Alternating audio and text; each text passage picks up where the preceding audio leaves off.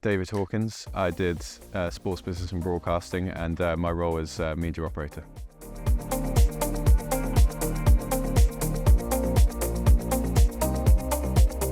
My current role at Sky, like I said, is media operator. I primarily work on sports ingest here. Sports ingest, we're kind of the hub for everything that goes to air.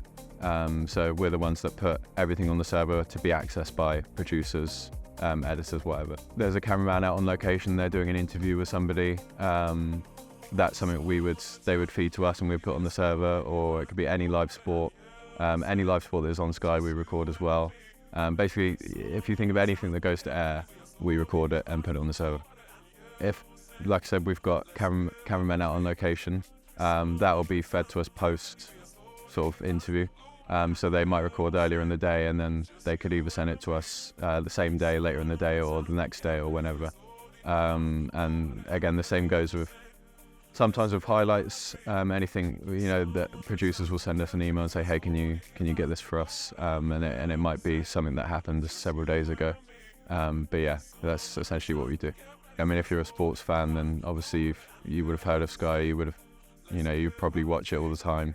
And obviously I grew up watching sports news, so being here now, even if I'm sort of a little bit more behind the scenes, I'm still contributing to the program, and I think that's really cool. I really enjoy it.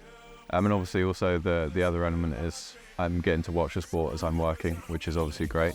And yeah, I think that's kind of a dream for a lot of people. So the way our shift rotation works is I would do, I think it's every other weekend. So obviously up here it's interesting because once it gets to 3 o'clock, it does kind of quieten down for us a bit, because obviously we can schedule things to record like in the future. So once 3 o'clock starts, everything's already recording. We just have to make sure like the recordings don't fail.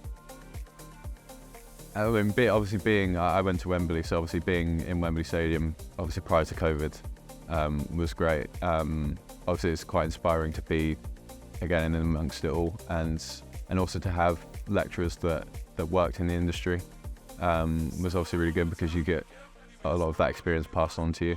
For a lot of other courses at other unis, it would just be essays, whereas we did quite a lot of practical stuff, and that's good.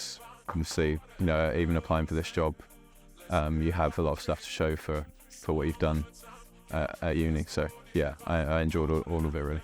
Broadcasting, especially live broadcasting, is a bigger process than just a cameraman and a presenter.